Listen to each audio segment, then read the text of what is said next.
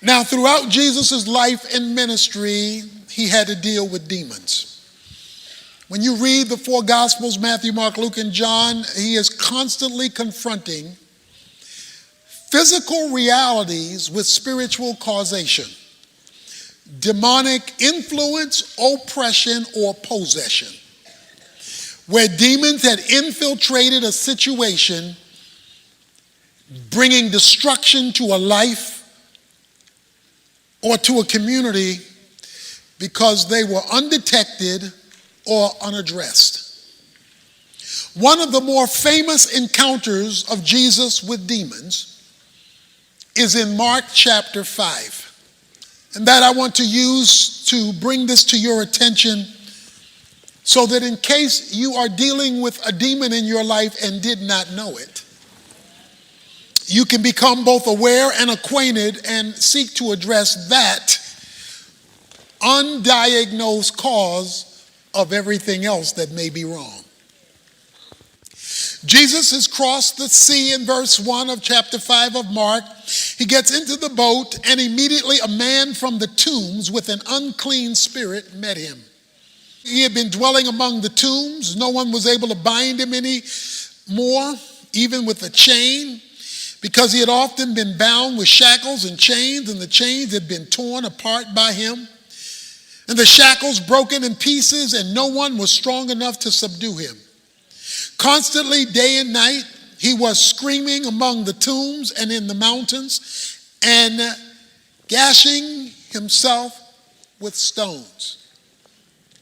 And the reality is, something is graphically wrong with him. But the root of his problem, it says, was an unclean spirit.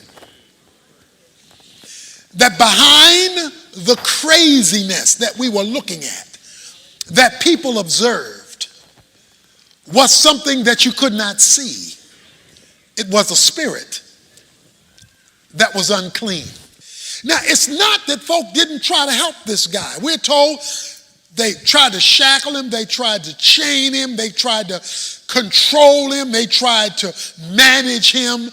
And every time they tried to do something to control the anger, the outburst, the craziness, he shook it off. In other words, society couldn't help him. People couldn't help him. Programs couldn't help him. Because the demons were so much in control. When you see yourself or others living an out of control life, this is not an out of control moment. This says day after day, night after night. In other words, crazy was his lifestyle. It was the way he operated. Then you must at least investigate whether you are dealing with demonic involvement. Now, the demon is described with his nickname, an unclean spirit. He's going to be called a demon later, but right now, he's just called an unclean spirit. And with that one phrase, we are introduced to the root of this man's problem. You see, demons go where dirt exists. So they look for uncleanness to make themselves at home. And when they come and infuse themselves through either influence, oppression, or domination and possession, they amplify what is already unclean. So it is unfortunate today that even though we're in church, we regularly have meals with the devil. And we don't even know he's been invited to dinner. Paul goes on to say in 1 Timothy chapter 4, verses 1 to 5, that the demonic world feeds on lies. See, the scripture says Satan is the father of lies. He is a liar from the beginning, and he's the father of lies, and any father has childrens.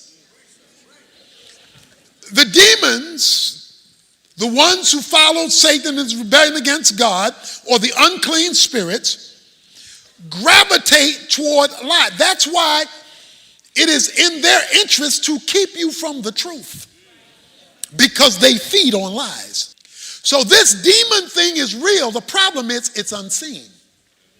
It's invisible because it's spiritual. And this man's life has been taken over by the demonic. And he is now out of control. He's gotten worse and worse and worse. And I would like to submit to you things in our lives that are dirt, that go unaddressed, ongoingly unrepented of, invites demons. The demons come, make themselves at home, and begin to reorganize the furniture in our lives so that we are carrying out their bidding, not even knowing that it's them. And the way we know it is, it's getting worse and worse and worse, even while we're taking over-the-counter solutions. But because it's unseen and unfelt in terms of the spiritual nature of it, it goes unrecognized, unaddressed. This man, however, sees Jesus in verse 6. From a distance, he ran up and bowed down before him. So this man who's demon-possessed sees Jesus, and he comes down and he falls down on his knees in a posture of worship and submission. He bows down before Jesus in worship and submission, which creates a problem. Notice verse 7. And shouting with a loud voice, he said, "What business do we have with each other, Jesus, Son of the Most High God? I implore you by God, do not torment me." Okay, this now is getting very confusing. This is very confusing. The man runs and drops down in a posture of worship. But then the man says, "What do we have to do with you?" Wait a minute. I don't know if you follow that. The man, that's a singular, that's a he, dropped down in worship. But then the man says, "What do we have to do with you, O Son of God?" So what the man does is he drags his demons to Jesus, because the demons are inside of him. They're controlling him. But he brings his demons to Jesus. And so the question now is a group question. What do we have to do with you, O Son of God? Do not torment me. We didn't go back to singular. So we didn't go from singular to plural back to singular again. Because the man is battling with himself. When demons take over, but Jesus is brought into the equation, there is going to be an internal conflict between what you want Jesus to do and what the demons want to do. He says, "Do not torment me." And it is in this tormenting phrase that this man drags his demons to Jesus, and he's now wrestling, because the demons want to know, why you bring us here? We don't want this. Don't you torment us. What is the torment? Here it is. The spiritual is meeting the spiritual.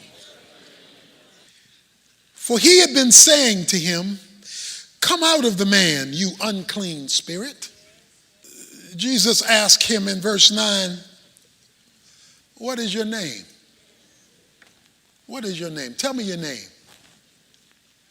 He's asking the man, him, what is your name? My name is Legion, for we are many. And we don't want to be tormented by you. Jesus is saying, come out of him. And he began to employ him. The man began to employ Jesus earnestly, not to send them out of the country. Now there was a large herd of swine feeding nearby on the mountain. The demons employed him, saying, "Send us into the swine so that we may eat them." Jesus gave them permission, and coming out of the unclean spirits, entered the swine. The herd rushed down the steep bank into the sea, about 2,000 of them, and they were drowned in the sea. Oh, there's so much here. Number one, the demons asked for permission. That's because even the devil can't do anything without God allowing it. They asked for permission. And what they asked for is, if you're going to make us leave this man, give us another place to go. Because as you see in the movies, demons need hosts. They need something alive in order for them to express themselves. Because they are spirit. They're invisible, although they are persons. They have intellect, emotion, and will. So they are persons, but they are invisible persons. And so they need a visible thing in order to express themselves on earth. So Luke chapter 11, verses 24 to 26 says that when they're in waterless places, that is places without life, where there's no water, there's no life. When they're in waterless places, no life, they're looking for a place. They've got to express themselves, and so when they see dirt in our lives unaddressed, then they come upon us so that they can express their uncleanness in our uncleanness, making our uncleanness worse than the uncleanness it was before they arrived. And so they express themselves in us. Jesus says, "Come out." They say, "Well, will you allow us to go to the pigs?" Why? Why did Jesus say you can go to the pigs? Simple. They're unclean animals. So he lets them leave an unclean man for an unclean animal. Because they can only flow where there's uncleanness that goes unaddressed. When they enter the swine, they go hog wild and pig slop crazy. It says they run downhill and drown themselves. Because the goal of demons, one, is to always take you downhill. It is to devolve your life, defeat your life, ravel up and tie up your life, destroy your life. Demons have one goal, that is, you go down. And their ultimate goal is suicide. It says that the pigs went out down the hill and drowned themselves. The difference between the pig and the man is that the pig doesn't have a soul and the man does. So there was some resistance in the man that does not exist in the pig. So when they went to the unclean pig committed suicide. But Jesus comes along and he addresses it. Because he addresses the spiritual cause, not merely the physical symptoms. The enemy looks for spaces, And we've all given him some at some time or another. He doesn't need a lot of space. He just needs it to be open and dirty. And if it is, he will seek to enter that space, bring his family behind him in order to bring demonic downturn into our lives.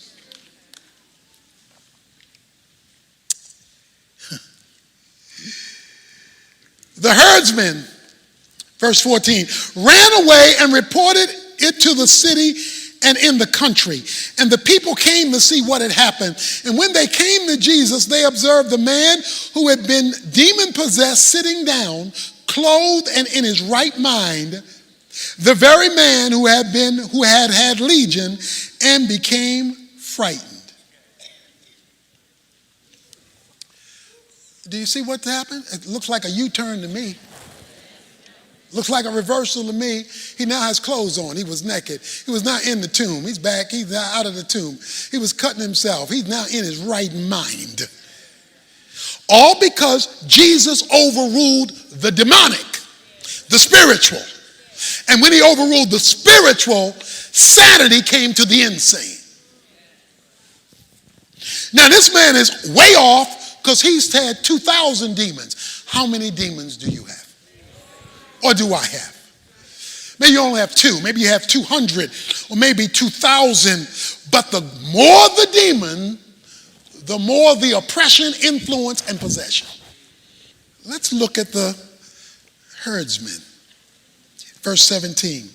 And they began to employ him to leave the region. They told Jesus, get out of here. We don't want you here. You would have thought they would have been grateful. You would have been thought, boy, this man has a power to get rid of demons, to make insane people. Let's send him to Taro so he can work with everybody. You would have thought he would have said, they would have been glad. They said, get him out of here. Why? Get him out of here because he's costing us money. See, the pigs went and committed suicide. They were pigs herdsmen. So when their pigs drowned, their money got funny. They said no more pork chop, no more pig feet, no more chitlins, no more ham hock. Sweet Georgia Brown got to shut down because there is no more pig.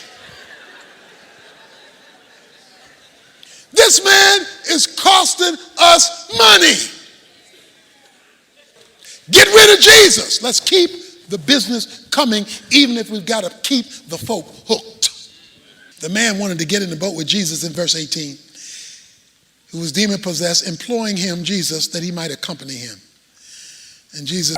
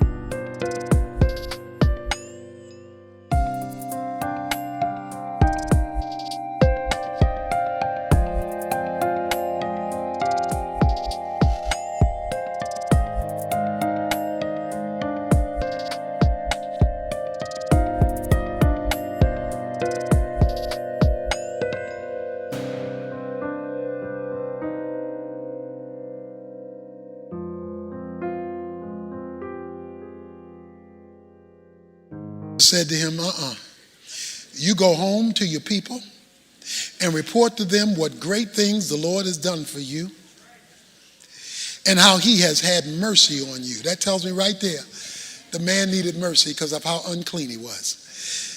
And he went away and began to proclaim in Decapolis what great things Jesus had done for him. And everyone was amazed. I want to make 2 observations.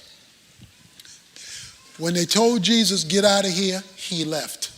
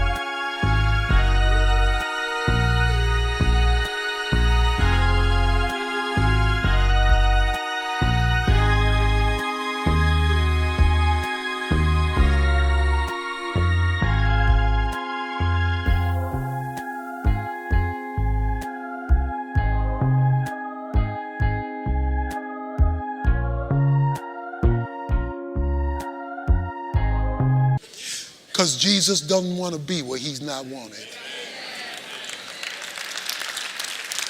Behold, I stand at the door and knock. If any man opens the door, I will come in and sup with him. But if you do not open the door for him, he will not stay where he's not welcome.